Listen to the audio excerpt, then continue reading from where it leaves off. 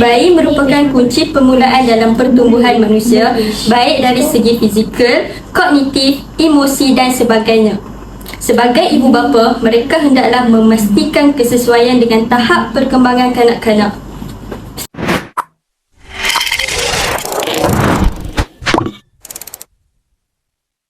Assalamualaikum and hi. Dalam video kali ini, kita akan membahas secara ringkas mengenai beberapa pecahan dalam psikologi. Apa yang kita akan pelajari dari video ini adalah psikologi perkembangan, psikologi organisasi dan psikologi sosial. Psikologi perkembangan diertikan sebagai satu ilmu psikologi yang membahas tentang masalah-masalah perkembangan manusia dimulai dari lahir sampailah akhir hayat kita. Sebelum itu, mari kita bezakan perkataan pertumbuhan dan perkembangan. Apakah yang dimaksudkan dengan pertumbuhan dan apa pula yang dimaksudkan dengan perkembangan? Pertumbuhan adalah proses perubahan dari aspek fizikal yang dapat diukur. Sebagai contoh, pertumbuhan tinggi badan dan pertumbuhan berat badan serta lain-lainnya. Perkembangan pula merupakan perkembangan dari segi fizikal, kognitif, emosi dan sosial yang menekankan faktor persekitaran dan tingkah laku individu dan dinyatakan dalam kematangan.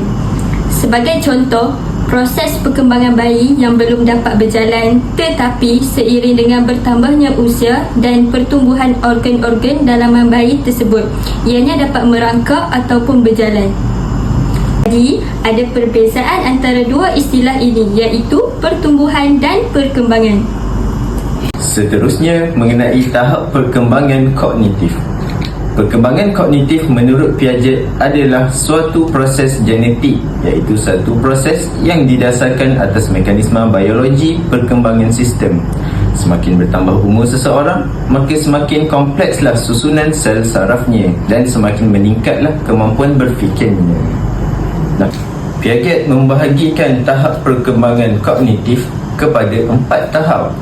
Tahap perkembangan kognitif yang pertama adalah tahap sensori motor. Perkembangan kognitif tahap ini terjadi pada usia 0 hingga 2 tahun.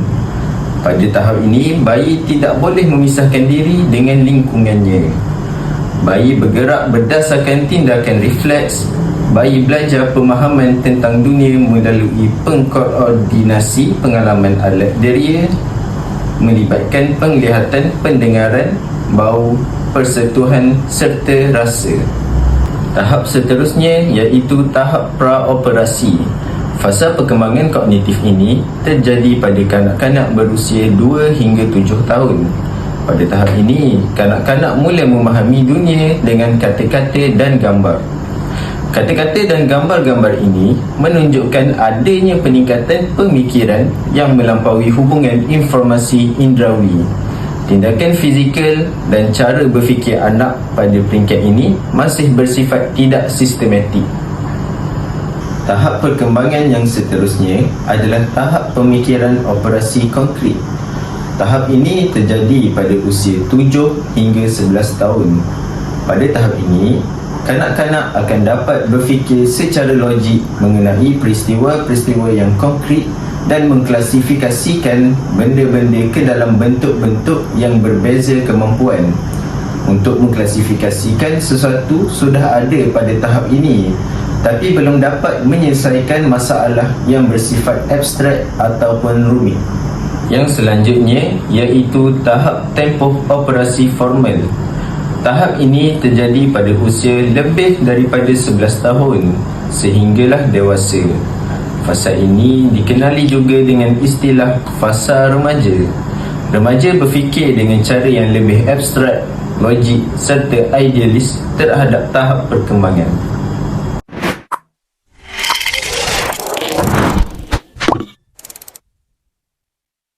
Assalamualaikum and hi. Hari ini saya akan menerangkan tentang psikologi organisasi. Psikologi organisasi berfokus pada membantu perusahaan menilai keterampilan, kemampuan, persepsi dan potensi karyawan untuk mencapai tujuan organisasi sambil memberi penghargaan pada perkembangan manusia dan profesional mereka. Selain itu, psikologi organisasi boleh digunakan dalam apa jua persekitaran kerja, sama ada syarikat swasta, institusi awam, pertubuhan bukan kerajaan dan badan-badan milik kerajaan. Apa yang psikologi organisasi lakukan? Psikologi organisasi membuat penilaian tingkah laku organisasi sumber manusia. Seterusnya, membuat diagnosis penyakit psikometrik dan gangguan berkaitan pekerjaan dalam syarikat. Selain itu, membuat pengenalpastian penyebab ketidakhadiran dan perolehan kerja yang tinggi serta tunjukkan faktor motivasi utama untuk tugas tersebut. Seterusnya, psikologi organisasi juga mempelajari bagaimana keputusan dibuat, seberapa berkesannya komunikasi organisasi dan bagaimana anggota tim berinteraksi serta bergabung. Oleh itu, tujuannya untuk meningkatkan kualiti hidup dan keadaan pegawai untuk mencapai kerja, keberhasilan yang luar biasa. Contohnya, kita dapat mengetahui jawapan atas pertanyaan-pertanyaan ini dan banyak lainnya, membantu pemilik perusahaan menilai di mana perlu mengubah sistem dan dinamik untuk membuat perusahaan mereka lebih baik. Matlamatnya pula terbahagi kepada 3 bahagian. Yang pertama, untuk syarikat, bertujuan menjaga kepentingan syarikat dan pekerja. Yang kedua, untuk pekerja, membantu menyelesaikan masalah dengan lebih cekap. Yang ketiga, kualiti hidup, memilih penyesuaian yang lebih besar dalam kehidupan. Seterusnya, bidang utama organisasi terdapat 5 bahagian. Pertama, pengambilan. Membangunkan pengambilan dan penilaian, kaki tangan dan periklanan dan pekerjaan. Yang kedua, kepuasan dan kehidupan kerja pekerja. Menilai kesejahteraan dan kebahagiaan pekerja di tempat kerja untuk meningkatkan budaya di tempat kerja. Ketiga, iaitu penilaian kerja, diperoleh dari penilaian yang digunakan untuk menginformasikan keputusan mengenai komposisi dan formasi. Yang keempat, pengembangan dan organisasi, membantu keputusan yang berkaitan dengan budaya dan perubahan struktur. Kepentingan psikologi organisasi ada 4. Pertama, meningkatkan produktiviti kerja. Yang kedua, memahami tingkah laku pekerja. Yang ketiga, meningkatkan perubahan organisasi. Yang keempat, keselamatan dan kesihatan pekerja. Suasana kerja di dalam organisasi ada 4. Pertama, konsep suasana organisasi. Yang kedua, faktor yang membentuk suasana yang menyenangkan. Yang ketiga, pengaruh suasana terhadap motivasi dan suasana kerja. Yang terakhir, yang keempat, pengurusan dan keberkesanan organisasi.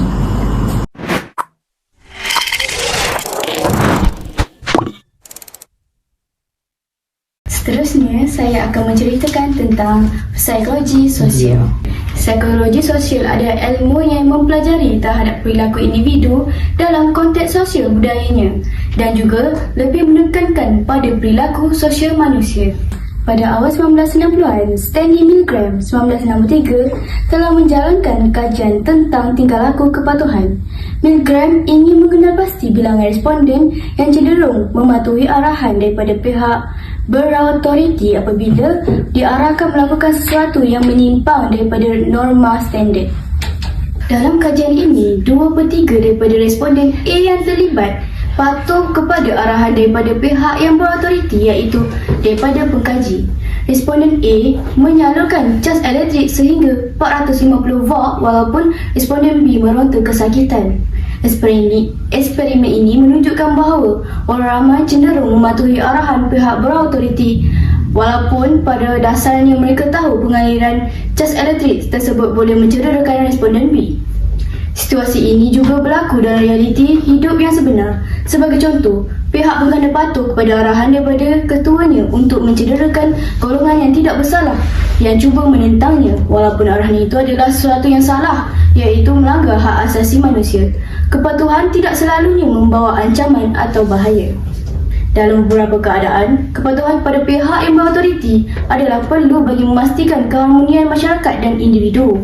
Sebagai contoh, mematuhi peraturan jalan raya, menjaga kebersihan alam sekitar dan menjalankan tugas yang diarahkan oleh ketua yang tidak menyimpang kepada norma masyarakat. 3.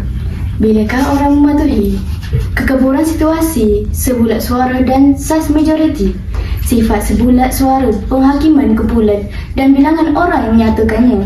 Sebaik sahaja perpaduan dipecahkan menjadi lebih mudah untuk tidak bersetuju dengan majoriti. Seterusnya, kita akan berbincangkan tentang conformity dan compliance. Apakah yang dimaksudkan dengan conformity dan compliance? Conformity adalah ubah tingkah laku atau kepercayaan agar sepadan dengan orang lain ataupun hasil daripada tekanan kumpulan. Seterusnya, conformity berlaku apabila orang mengubah sikap mereka untuk mematuhi norma sosial. Seterusnya ialah compliance. Compliance adalah orang menyesuaikan tingkah laku kerana permintaan. Permintaan juga boleh tersurat atau tersirat. Kedua-duanya biasanya hasil daripada norma iaitu percubaan Sharif pada tahun 1937 dan percubaan Ash pada tahun 1956. Seterusnya adalah perbandingan sosial. Berdasarkan teori perbandingan sosial Festinger, manusia memiliki keinginan yang tinggi untuk dapatkan pandangan yang tepat tentang diri dan dunia sosial. Informasi yang diperolehi menerusi perbandingan sosial digunakan untuk menilai diri seseorang. Perbandingan sosial digunakan untuk menilai dan memperbaiki diri kita. Perbandingan sosial juga dapat menyediakan maklumat tentang emosi yang kita alami dalam membuat suatu keputusan dan dalam memilih kawan. Dan akhir sekali, kita akan berbincangkan tentang teori segitiga cinta Sternberg.